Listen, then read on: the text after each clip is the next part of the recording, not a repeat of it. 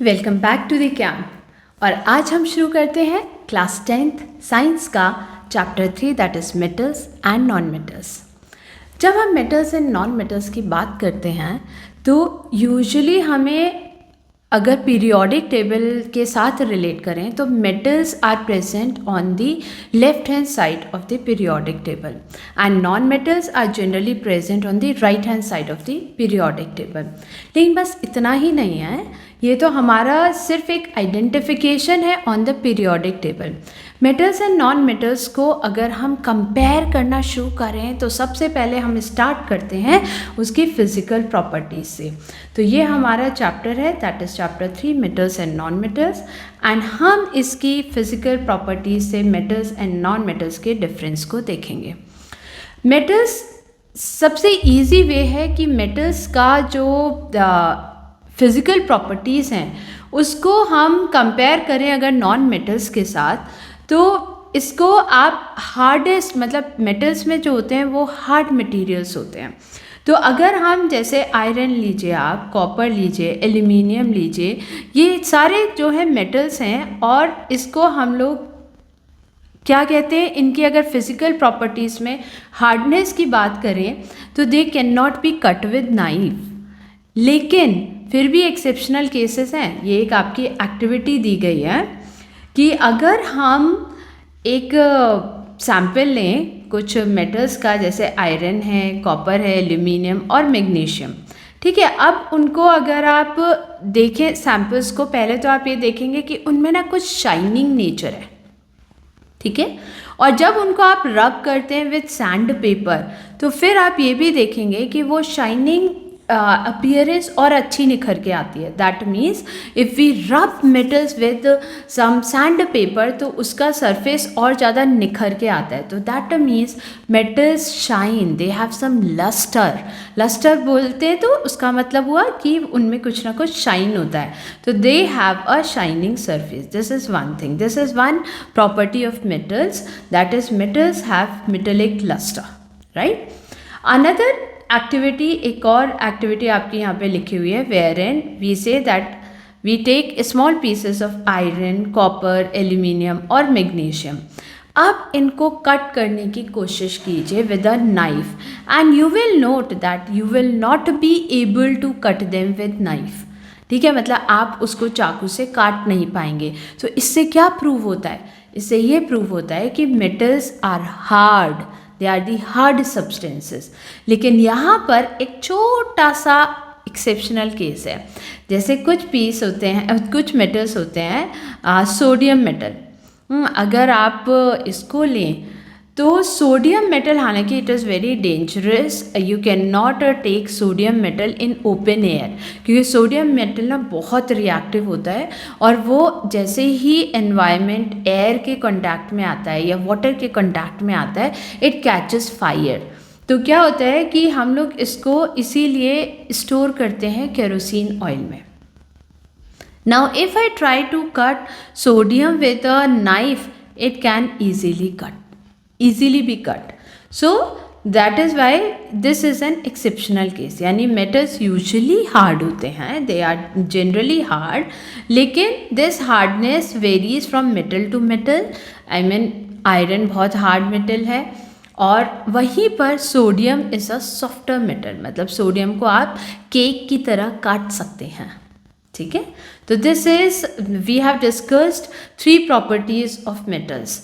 Basically metals have shining surface, that is it has metallic lustre, और वो metallic lustre अगर हम किसी सैंड पेपर से रब करें तो वो और ज़्यादा शाइनिंग नेचर शो करता है।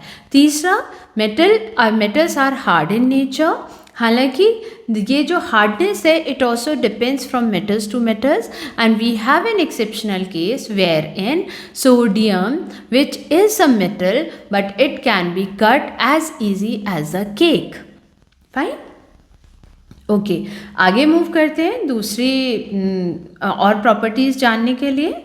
इसमें भी आपकी एक एक्टिविटी है जिसमें दे आर आस्किंग कि आप आयरन, जिंक, लेड या कॉपर के कुछ पीसेस लें और इनको आप हैमर के साथ स्ट्राइक करें। हैमर मतलब हथौड़ा टाइप, तो उसको धीरे धीरे स्ट्राइक करें और आप क्या देखेंगे कि ये जो मेटल्स हैं दे can B beaten into thin sheets. मतलब जब हम हैमर के साथ उसको स्ट्राइक करते हैं, इसको अगर थोड़े पीसेस हैं तो आप धीरे धीरे स्ट्राइक करें, या जैसे बड़े पीसेस हैं हमने ज़ोर ज़ोर से उसको स्ट्राइक किया हैमर से, तो व्हाट यू विल सी कि आपके वो मेटल के पीस धीरे धीरे धीरे धीरे फ्लैटन पीस में, फ्लैट शीट्स में कन्वर्ट होते जा रहे हैं। इसी को हम कहते हैं that metals can be beaten into thin sheets.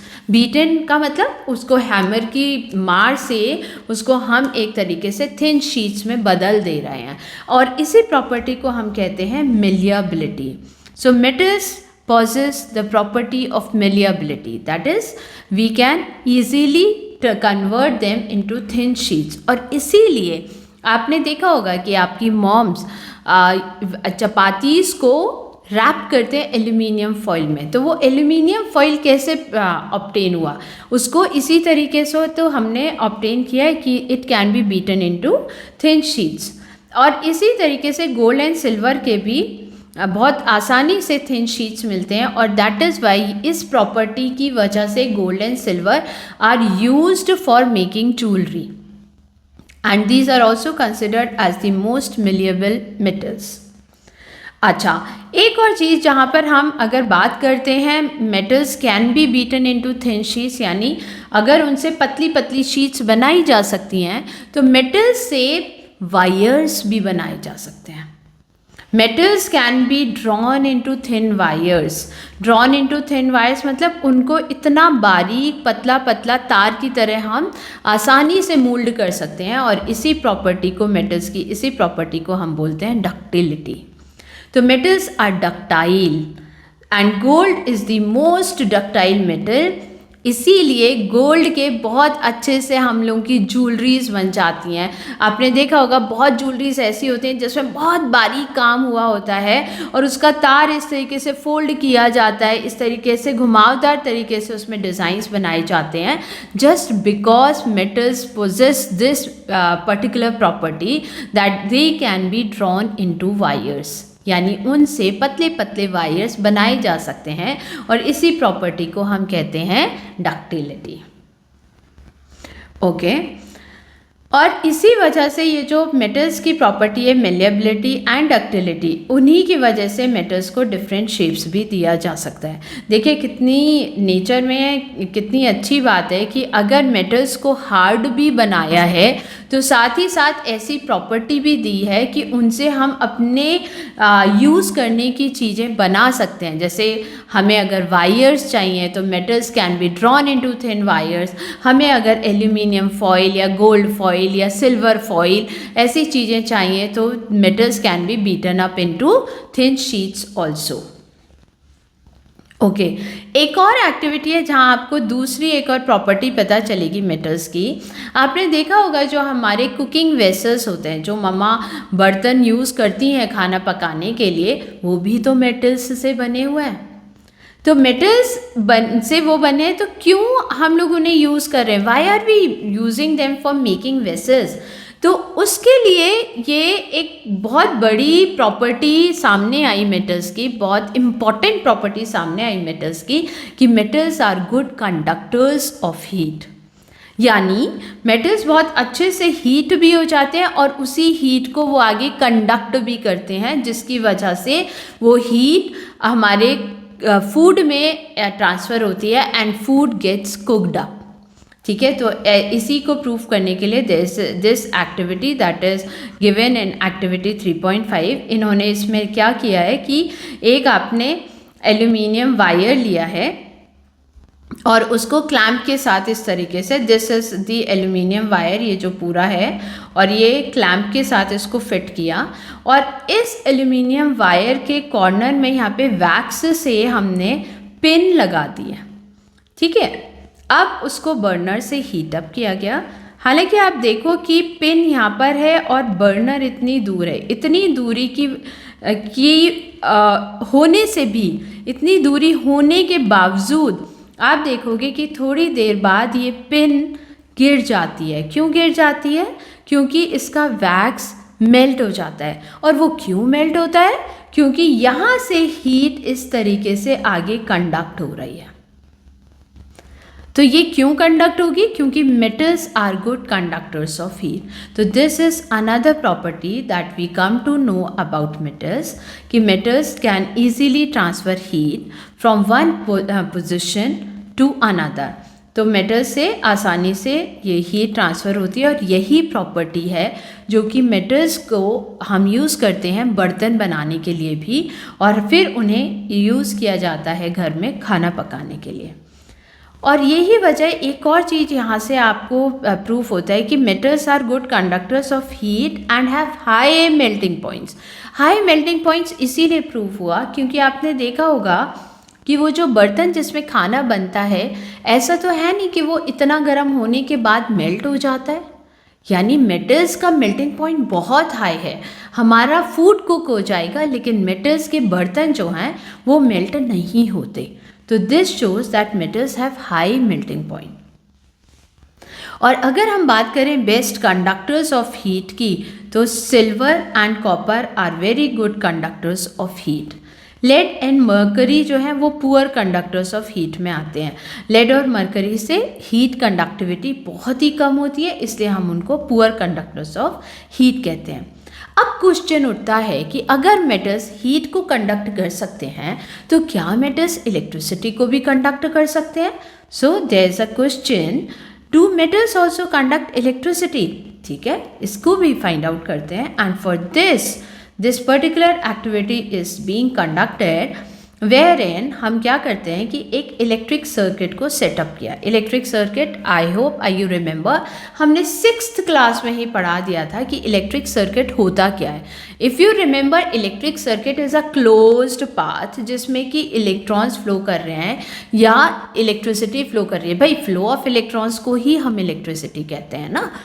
तो what is a electric circuit? It is a closed path, मतलब एक पूरा कनेक्टेड, वेल कनेक्टेड एक पाथ है जिसके थ्रू इलेक्ट्रिसिटी फ्लो करेगी। ठीक है, तो अब अगर हम ये बैटरी ले ली और ये क्रोकोडाइल क्लिप्स हैं, इससे एक बल्ब में अटैचमेंट किया, और बल्ब का एक टर्मिनल बैटरी के इस टर्मिनल से अटैच्ड है बल्ब का, दूसरा टर्मिनल हमने स्विच से अटैच किया, और स्विच का टर्मिनल हमने एक यहाँ पे हम कोई भी इंसर्ट सैम्पल मतलब यहाँ पे अगर आप मेटेलिक ऑब्जेक्ट इंसर्ट करेंगे तो आप देखेंगे कि इसी का दूसरा क्लिप हमने बैटरी के दूसरे टर्मिनल से भी कनेक्ट किया है, ताकि ये पूरा सर्किट जो है कंप्लीट हो सके। अब अगर आप इस पॉइंट ए और बी के बीच में से कोई मेटल का, चलिए एक सेफ्टी पिन ले आइए, मेटल का ही तो होता है सेफ्टी पिन, और अगर सेफ्टी पिन नहीं है तो एक कील ले आओ, एक नेल, आयरन नेल ले आओ, उसको यहाँ पे फिट कर दो, and you will see that this bulb will glow, है ना। तो बल्ब ग्लो कर रहा है तो दैट मीन्स इलेक्ट्रिसिटी फ्लो हो रही है। चलिए अब दूसरी चीज़ देख लेते हैं। इसकी जगह, आयरन नेल की जगह अगर आप सेफ्टी पिन लेकर आते हैं, उसे लगा दीजिए, again you will see the bulb is glowing. तो दैट मीन्स सेफ्टी पिन भी तो मेटल की थी, तो उससे भी हमें ये पता चला कि मेटल्स कैन कंडक्ट इलेक्ट्रिसिटी। तो अगर सिर्फ मेटल्स ही कंडक्ट करते हैं, चलिए हम अब की बार एक रबर लेकर आते हैं, इरेजर इज रबर, तो अब उसको लगा कर देखिएगा। तो उसको अगर हम लगा कर देखते हैं, there won't be any glow of the bulb, यानी बल्ब ग्लो नहीं करेगा। That means rubber is a non conductor of electricity. तो इससे हमको ये प्रूव होता है, ये छोटी सी एक्टिविटी है लेकिन आप बहुत आसानी से इसे प्रूव कर सकते हैं कि metals are good conductors of electricity, जबकि रबर या प्लास्टिक ऐसी और चीज़ें आप चेक कर लीजिए, वो जो हैं वो इलेक्ट्रिसिटी कंडक्ट नहीं करती हैं। और यही वजह है कि हमारे घरों में जो करंट कैरिंग वायर्स होते हैं हमारे घर में, उन पर एक कोटिंग होती है, that is polyvinyl chloride, PVC, या रबर लाइक मटेरियल की एक कोटिंग होती है। क्यों होती है? क्योंकि रबर लाइक मटेरियल या PVC material, they do not conduct electricity. वो एक तरीके से इंसुलेटर्स ही तो होते हैं, वो कंडक्ट नहीं कर पाते हैं। अगर आपका इन प्लास्टिक की कवरिंग नहीं होगी, इन मटेरियल से प्लास्टिक कोटेड कवरिंग नहीं होगी वायर्स पर, तो वायर्स डायरेक्टली एक्सपोज्ड होंगे और अगर फिर आप उसको टच करेंगे तो आपको इलेक्ट्रिक शॉक लगेगा। क्यों? क्योंकि metals are the good conductors of electricity. तो ये क्वेश्चन का आंसर भी आपको मिल गया। Wire electric wires coated with such substances मतलब रबर लाइक मटेरियल या पीवीसी। सो आपका सिंपल सा आंसर है because the substances like rubber और polyvinyl chloride they do not conduct electricity and so to keep ourselves safe the electric wires are coated with it. Moreover, electric wires are good conductors of electricity. तो इसलिए अगर इनको हम plastic coating नहीं करेंगे तो what will happen if we touch them by chance or if we touch them to on and off the switch, तो definitely हमें करंट लगेगा। ओके, अनदर प्रॉपर्टी जानते हैं। कभी देखा है आपने when metal strike a hard surface? आपको कभी कभी जैसे आपकी बॉटल है, स्टील बॉटल है, आजकल तो अब हम प्लास्टिक बॉटल्स को नहीं प्रेफर करते, वी परचेज स्टील बॉटल्स क्योंकि plastic is not good for our health. तो जब आप ये देखते हैं कि कभी गलती से वो बॉटल गिर जाती है तो एक बहुत साउंड, एक सोनोरस साउंड सुनाई देती है, टन। या आपने देखा होगा मंदिरों में जब घंटी बजती है तो उसमें भी क्या होता है कि हम घंटी को का जो वो बीच वाला पोर्शन है उसको जैसे ही हम उसके साइड पोर्शन से स्ट्राइक करते हैं तो we hear a sound, a striking sound. या चलिए वो भी अगर आपने ताला खोला और चाबी आपके हाथों से गिर गई तो तब भी आप देखेंगे वो एक अलग आवाज़ आती है जो कि रबर या प्लास्टिक मटेरियल के गिरने से नहीं आएगी। तो इसी को हम कहते हैं सोनोरस। दिस प्रॉपर्टी मतलब this property of generating sound when a metal object strikes against some hard object, कि जब भी कोई मेटल किसी हार्ड ऑब्जेक्ट के अगेंस्ट स्ट्राइक करता है तो तब हमें एक साउंड सुनाई देती है और उस साउंड जनरेटिंग प्रॉपर्टी को ही हम क्या कहते हैं? Sonorous. That is metals are sonorous in nature. So this is now you can answer this question also. Can you now say why school bells are made up of metals? क्योंकि वो जैसे ही strike किए जाते हैं, आपने देखा होगा जो पियोन भैया होते हैं वो हर बेल के बाद, हर पीरियड के बाद बेल बजाते हैं तो उसमें बेल को एक लकड़ी का हेवी हैमर जैसा होता है, उससे जैसे ही और एक वो जो पीतल की प्लेट होती है उसको जैसे ही स्ट्राइक करते हैं तो उससे टन टन की आवाज़ आती है। हालांकि उस लकड़ी के फेस पर, वो जो हैमर टाइप होता है उसके फेस पर थोड़ा सा लोहे का छोटा गोल पीस लगा होता है, तो जब वो पीतल की प्लेट को लकड़ी में लगे हुए उस लोहे के पीस से स्ट्राइक किया जाता है तो वो साउंड निकलती है जिसकी वजह से हमको पीरियड ओवर होने का पता चलता है।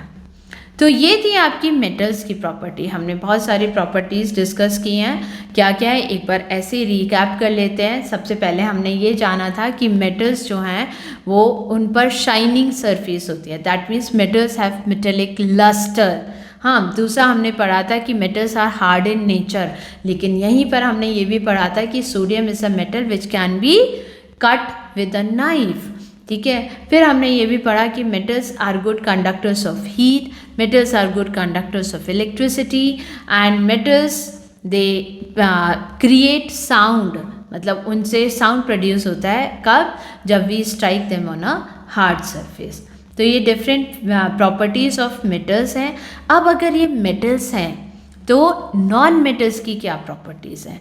तो एग्जैक्टली इसके ऑपोजिट नॉन मेटल्स की प्रॉपर्टीज़ हैं, इसीलिए उनके नाम के आगे मेटल्स के आगे नॉन लग गया, यानी वो सब्सटेंसेस जो मेटल्स नहीं हैं। यानी जो मेटल्स नहीं हैं ना तो उनमें शाइनिंग सरफेस होगा, ना ही वो good conductors of heat and electricity होंगे, ना ही वो अगर किसी हार्ड ऑब्जेक्ट से स्ट्राइक होते हैं तो वो दैट सोनोरस साउंड प्रोड्यूस नहीं करेंगे। ठीक है, they are not malleable, they are not ductile. तो ये नॉन मेटल्स की कैरेक्टरिस्टिक फीचर्स हैं, यानी ये हम अगर बात करते हैं तो दिस इज नॉट देयर। तो इसी तरीके से हम फिजिकल प्रॉपर्टीज़ के बेसिस पर मेटल्स एंड नॉन मेटल्स को डिफ्रेंशिएट करते हैं। तो ये आपकी टेबल भी दी है, जैसे टाइप ऑफ सरफेस आप इससे कुछ भी कर सकते हैं। जैसे अगर मैंने मेटल लिया से आयरन लिया, iron is Fe, right, iron is Fe।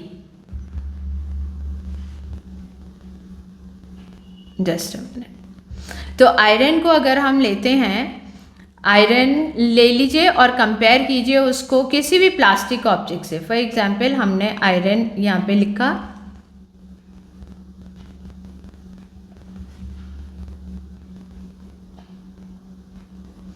ठीक है। अगर हम आयरन का सिंबल भी लगाते हैं, आयरन का सिंबल Fe है, और हमने प्लास्टिक का लिया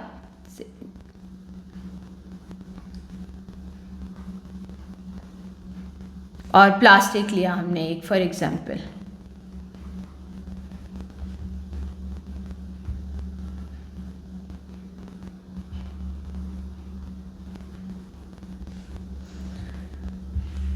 तो जब भी हम इन दोनों ऑब्जेक्ट्स को अगर कंपेयर भी करना चाहते हैं तो आप इन प्रॉपर्टीज़ पर कंपेयर कर सकते हैं। प्लास्टिक हमने लिया जैसे,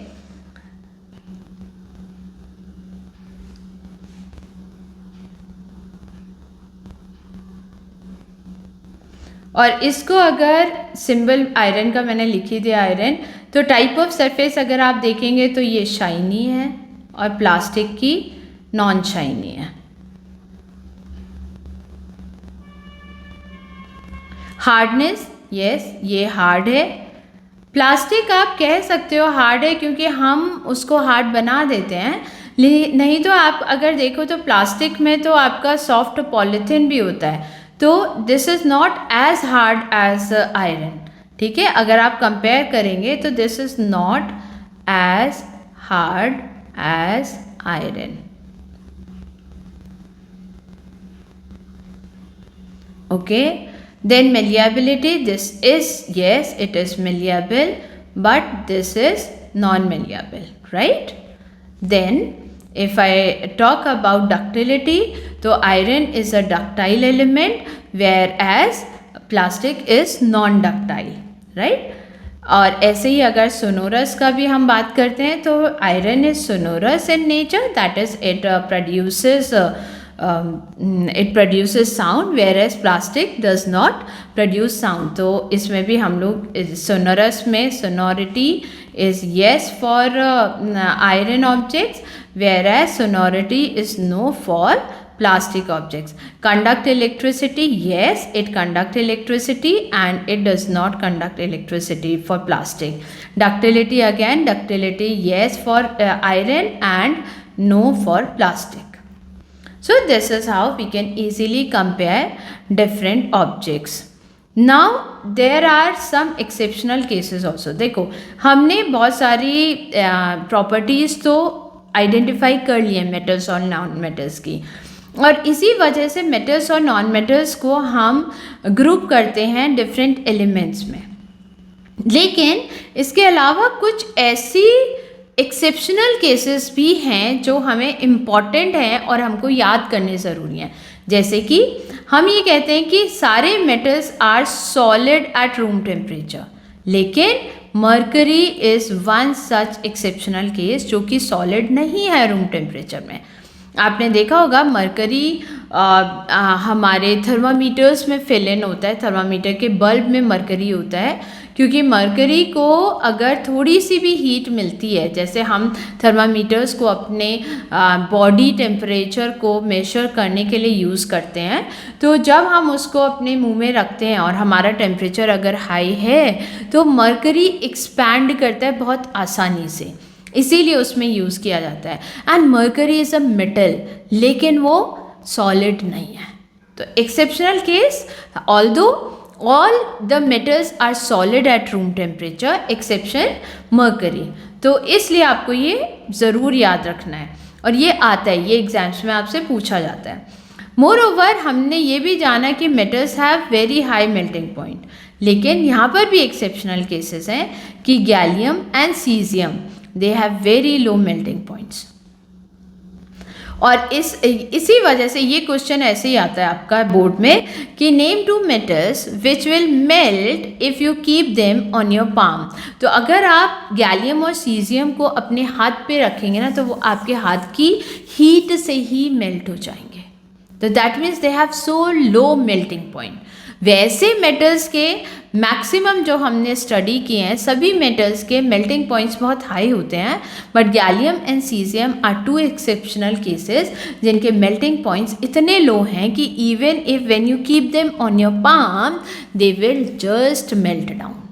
ठीक है, फाइन, ओके। अनदर थिंग, हमें ये पता है कि मेटल्स आर लस्ट्रस, यानी उन पर उनका सरफेस जो होता है वो शाइनी होता है, लेकिन आयोडीन भी एक ऐसा एक्चुअली नॉन मेटल है। यूजुअली क्या होता है, हम ये कहते हैं कि मेटल्स शाइनी होते हैं और non metals they do not have lustre, उनमें शाइनी सरफेस नहीं होता।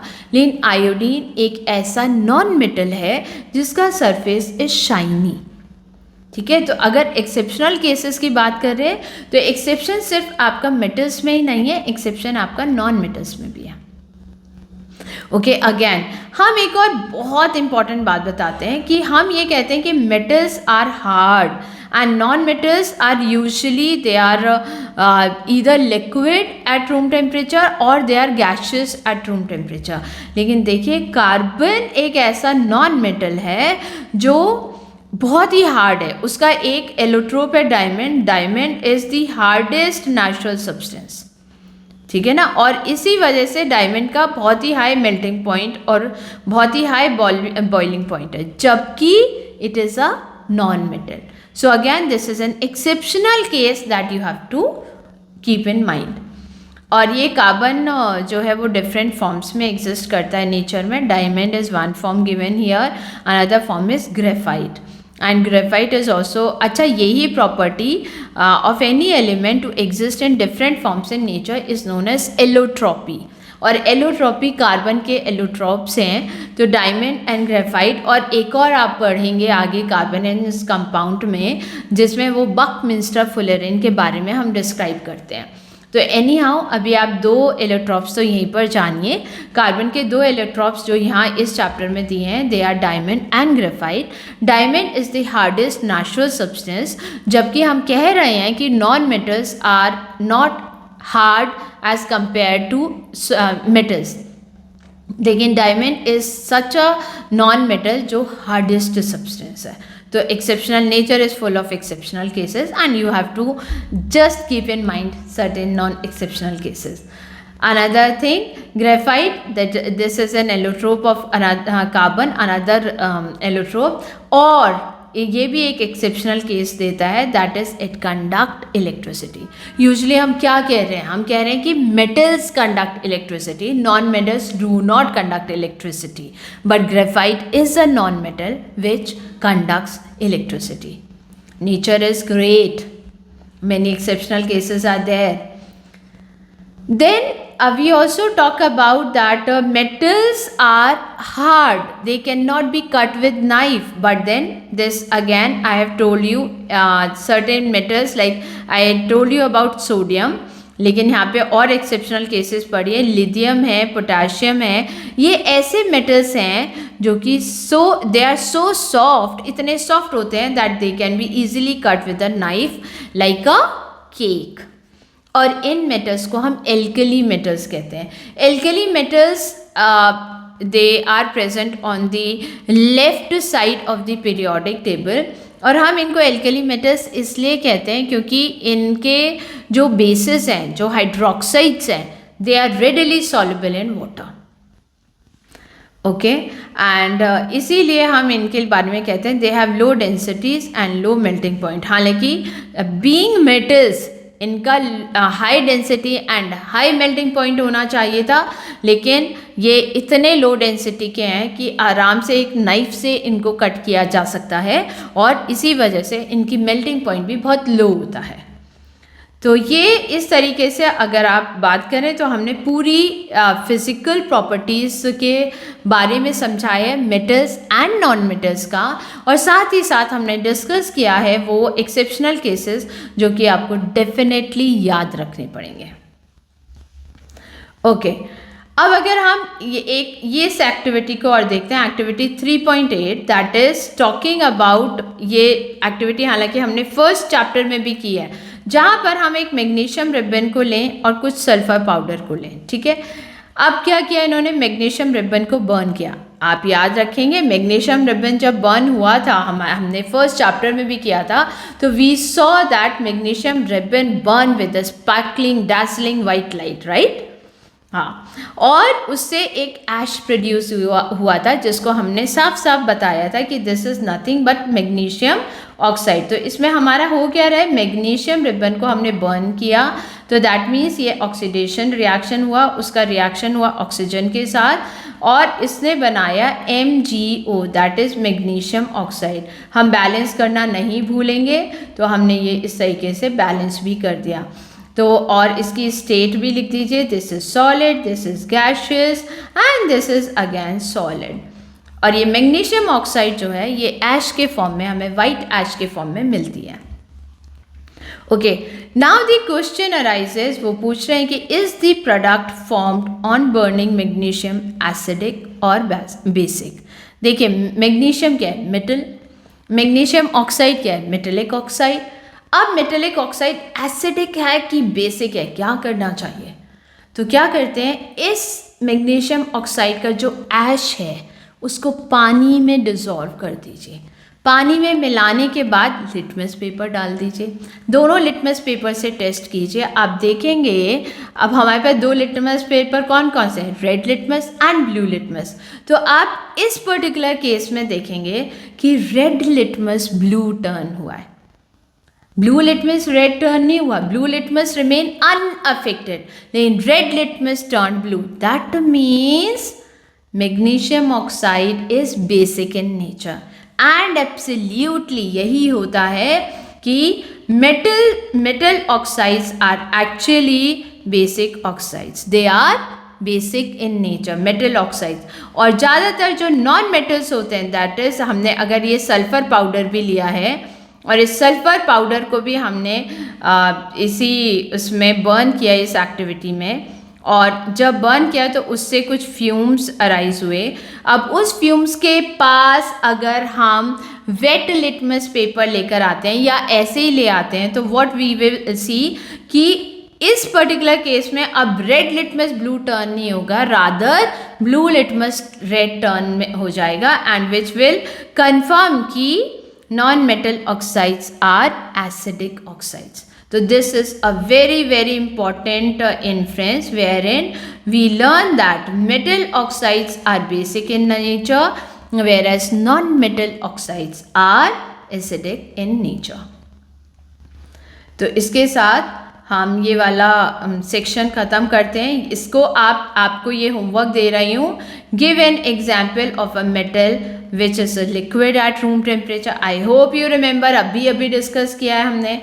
Give an example of a metal which can be easily cut with a knife, ये भी हमने डिस्कस किया है। बेस्ट कंडक्टर ऑफ हीट बताएंगे आप, and poor conductor of heat बताएंगे।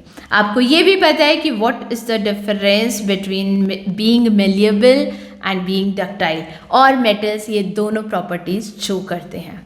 इसी के साथ ही आज की क्लास इतनी ही, और नेक्स्ट क्लास में हम फिर आएंगे एंड वहाँ पर तब हम डिस्कस करेंगे chemical properties of metals and non metals. Till then goodbye and keep study.